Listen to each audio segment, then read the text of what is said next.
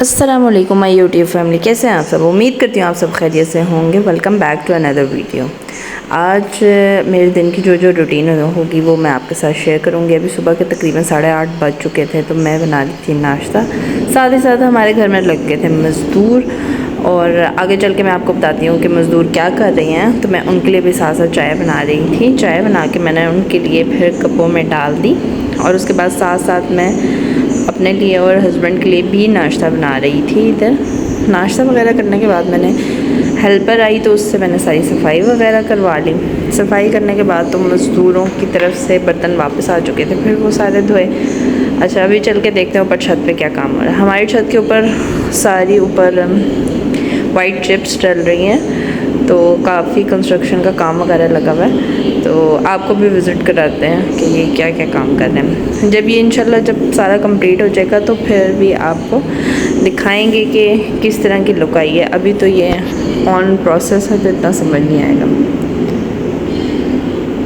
तो अभी मज़दूर वगैरह तकरीबन 10:30 बज चुके थे और ऊपर काम वगैरह कर रहे थे, और इस तरह काफ़ी काम वगैरह लगा हुआ है, तोड़ फोड़ और आवाज़ें वगैरह भी आती रहती हैं। अभी वॉइस ओवर करते हुए भी आपको पीछे से बैकग्राउंड में शोर वगैरह फ़ील हो रहा होगा, क्योंकि अभी भी हमारे घर में काम लगा हुआ है, अभी ख़त्म नहीं हुआ।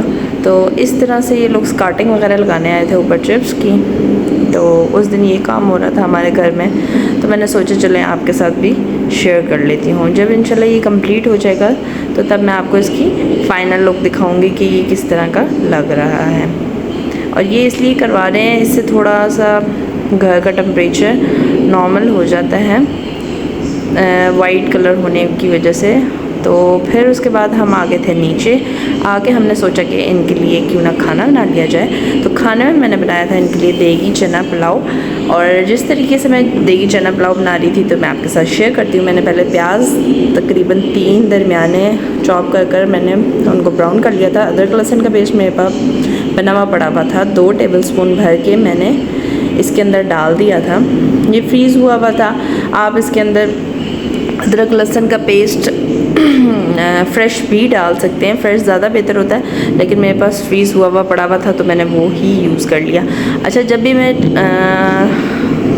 चावल बनाती हूँ तो मैं टमाटर इस तरीके से काटती हूँ। इस तरीके से काटने से ये फ़ायदा होता है कि आपके टमाटर जल्दी गल जाते हैं। और मैंने पुलाव में सिर्फ दरदरा मिर्च, गरम मसाला और 2 टेबलस्पून अचार के डाले थे। उसके बाद जब लहसुन अदरक का पेस्ट अच्छे तरीके से हो गया था तो मैंने टमाटर इसके अंदर ऐड कर दिए थे प्याज के अंदर।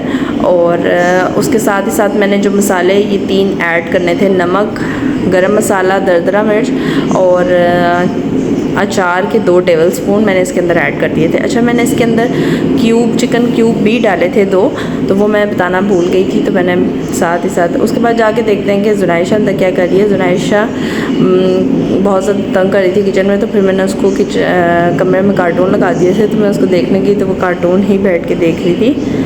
जब कार्टून लगा दें तो इसकी माशाल्लाह उसको ही देखती रहती है, तो इतना ज़्यादा तंग नहीं करती अगर इसको भूख वगैरह ना लगी हो। अच्छा, वापस आई हूँ तो मैं मसाला अच्छे से गल चुका था। मेरे पास चने बॉयल होके फ्रीज़ हुए हुए पड़े हुए थे, तो मैंने जब मसाला अच्छे से भून चुका था तो उसमें मैंने चने ऐड कर दिए थे।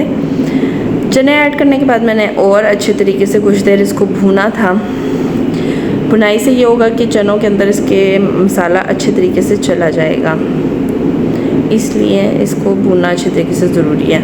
अच्छा, उसके बाद मैंने तकरीबन 1.5-2 किलो चावल ले लिए थे और उनको अच्छे तरीके से धो के भिगो दिया था। पानी जैसे ही बॉयल हुआ तो चावल ऐड कर दिए थे। चावल ऐड करने के बाद जैसे ही पानी बॉयल हुआ तो मैंने उसमें 3 हरी मिर्चें ऐड कर दी। पानी ड्राई होने के बाद मैंने इसके ऊपर डाल दिया जर्दे का रंग, और मैंने जर्दे का रंग इसमें डाला था खुश्क। और ये थी हमारी फाइनल लुक। उम्मीद करती हूँ आपको मेरी वीडियो अच्छी लगी होगी।